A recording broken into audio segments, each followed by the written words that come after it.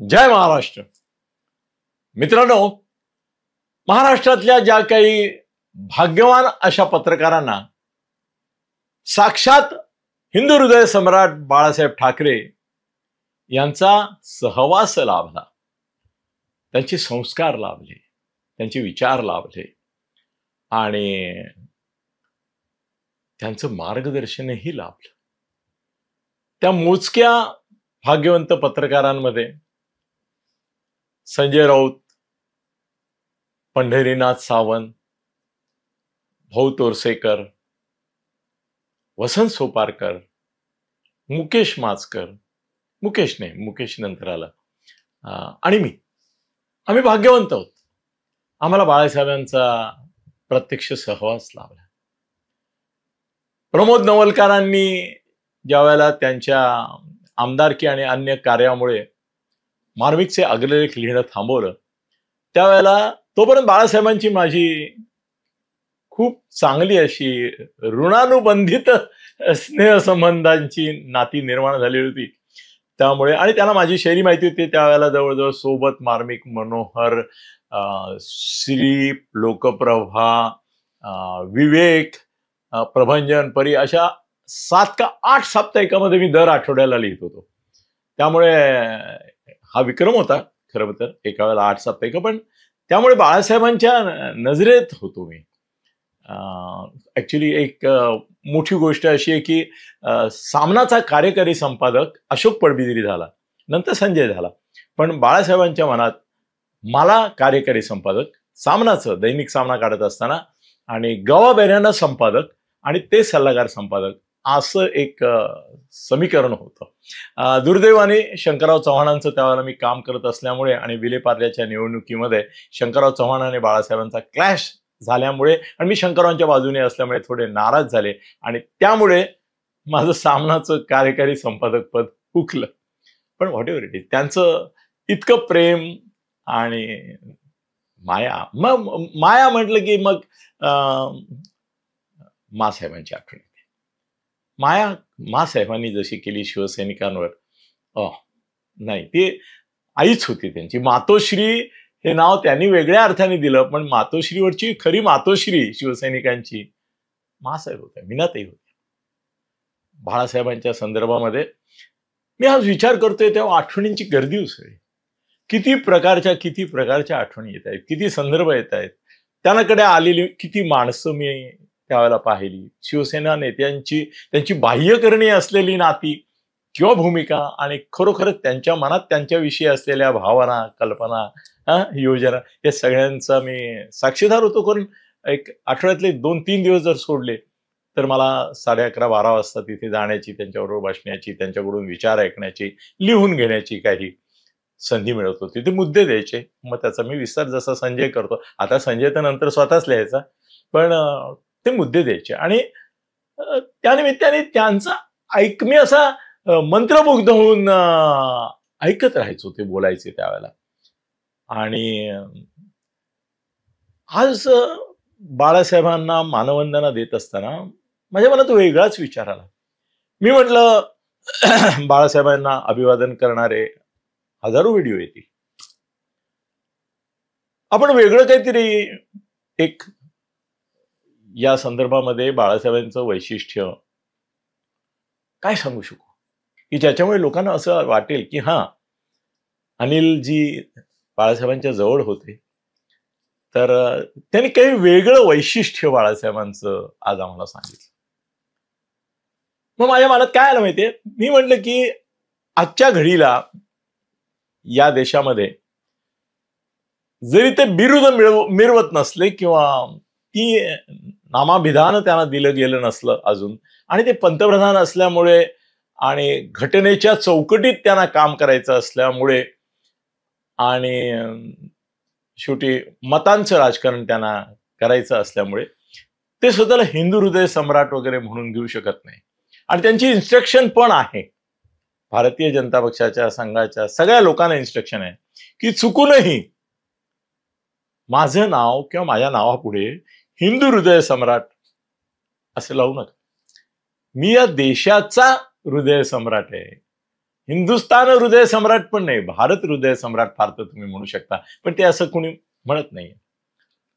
हिंदू हृदय सम्राट स्वतःला म्हणवून घेण्यासाठी सुद्धा एक हिंमत असावी लागते आणि तिची किंमत चुकवावी लागते. ती बाळासाहेबांनी चुकवली. हिंदू हृदय सम्राट असण्याचा हा जो सन्मान, मान, संपूर्ण देशाचा ते अभिमान होते. गर्व से कहो हम हिंदू है, ही असे तू हिमाचल पोचलेली, अशी त्यांची एक उद्घोषणा होती.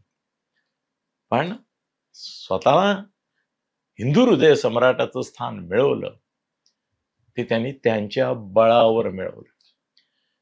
त्यांचा पक्ष ही त्यांची स्वतःची निर्मिती होती. त्यांची ऊर्जा, त्यांचं चैतन्य, त्यांच्यामधली हिंदुत्वावरची निष्ठा आणि मराठी अस्मितेवरची अविचल अशी श्रद्धा, मराठी माणसाच्या हितासाठी समर्पित भावना आणि त्याच्यासाठी त्याग करण्याची, प्रसंगी राजकीय संकट सोसण्याची असलेली मनाचं मनोधैर्य, आणि त्यासाठी त्यांनी महाराष्ट्राच्या भूमीवर, महाराष्ट्राच्या रणांगणावर गाजवलेलं शौर्य, या सगळ्या अद्भुत गोष्टी. मग मी मोदींपेक्षाही त्यांना अधिक श्रेष्ठ का मानतो? त्याचं कारण असं आहे की मोदी ही राष्ट्रीय स्वयंसेवक संघाची निर्मिती आहे. होय, राष्ट्रीय स्वयंसेवक संघाने त्यांची निर्मिती केली आणि भारतीय जनता पक्षाने त्यांची प्रतिमा घडवली. मोदींना एक मोठं प्रचंड देशव्यापी असं एक इन्फ्रास्ट्रक्चर, एक सिस्टीम, एक मोठं संघटनात्मक जाळं ते ज्यावेळेला गुजरातच्या मुख्यमंत्री पदावरून देशाच्या पंतप्रधान पदासाठी उमेदवार झाले त्यावेळेला उपलब्ध होतं. असं ते एक पद, प्रतिष्ठा आणि एक ताकद, शक्ती, ही शक्तीचं अधिष्ठान होतं. ते शक्तीपीठ होतं. राष्ट्रीय स्वयंसेवक संघ, भारतीय जनता पक्ष हे त्या शक्तीपीठातलं एक काय म्हणतो त्याला आधारस्तंभ होतं. त्यामुळे मोदी मोठे झाले, ते मोदी मोठे केले गेले. हा, त्यांच्यात गुण नाही येत असं नाही. शेवटी मी नेहमी सांगतो की माझ्याकडे ज्या वेळेला क्लायंट्स येतात त्यावेळेला त्यांना मी म्हणतो की मी कथलाचे तांब्याचे दागिने बनवू शकत नाही, मला दागिना बनवायला देखील सोनं लागतं, तर त्याचा दागिना अलंकार होतो. धर्मवीर मी आनंद दिघेंना बनवू शकतो, दिघे साहेबांना बनवू शकतो, उगाच कोणालाही धर्मवीर मी करूही शकत नाही, म्हणूही शकत नाही, आणि ती पदवी देऊन नाही त्यांना न्याय देऊ शकत. त्यामुळे पंतप्रधान मोदींच्या संदर्भामध्ये पहिली गोष्ट ही की एकतर संघटना, RSS, भाजप इटसेल्फ, ही ताकद, याच्या बळावर ते आले आणि मोठे झाले, महान झाले म्हणा. Okay okay okay, I agree with you. ते महान झाले. आज मी तिला या क्षणाला ते महान आहे. ओके. पण बाळासाहेब हे एका सामान्य मध्यमवर्गीय कुटुंबातून येऊन प्रबोधनकारांच्या विचाराचा ज्वलंत असा वारसा, या पलीकडे काहीही त्यांच्याकडे अन्य नव्हतं, अशा अवस्थेत एक एक माणूस जोडत आणि आपलं असं एक स्थान, मान, सन्मान समाजाच्या हृदयामध्ये एक ज्योत पेटवणं, ज्योतीने ज्योत पेटत जाणं, ज्योत से ज्योत चलते चलो, तसं होत जाणं, आणि त्याच्यामधून शिवसेनेसारखी एक भव्य संघटना आकाराला येणं, ही किमया होती आणि ते किमयागार बाळासाहेब होते. मोदींच्यावरची किमया ही राष्ट्रीय स्वयंसेवक संघाची होती.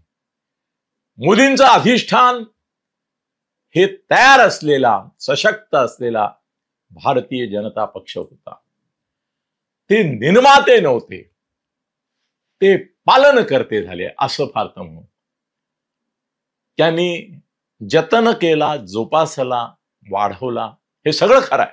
पण तरी देखील बाळासाहेबांचं कर्तृत्व यामुळे मोदींपेक्षाही मला महत्वाचं वाटतं. एवढ्या करता की शिवसेना ही त्यांची निर्मिती होती जी 1995 साली सत्तेवर आली. आणि बाळासाहेब हे एकमेव महाराष्ट्रातलं असं व्यक्तिमत्व आहे, असं विधान मी करेन की महाराष्ट्रामध्ये ज्याच्यासाठी लोक जगायला आणि ज्याच्यासाठी मारायला तयार झाले होते आहेत, आता दुर्दैवाने होते असं म्हणावं लागेल, तो एकच नेता, ते म्हणजे बाळासाहेब ठाकरे. बाळासाहेबांकरता तळहातावर शिव घेऊन प्राणपणाला लावून शिवसैनिकांनी बलिदान केली. एका माणसाच्या वरच्या प्रेमातून, निष्ठेतून, श्रद्धेतून त्याला आपलं दैवत मानून लोक सर्वस्व भावाने समर्पित करतात. ही घटना फक्त महाराष्ट्रात बाळासाहेबांच्या बाबत घडली. अन्य कोणताही नेता मला असा दिसत नाही की ज्याला लोकांनी दैवत मानलं.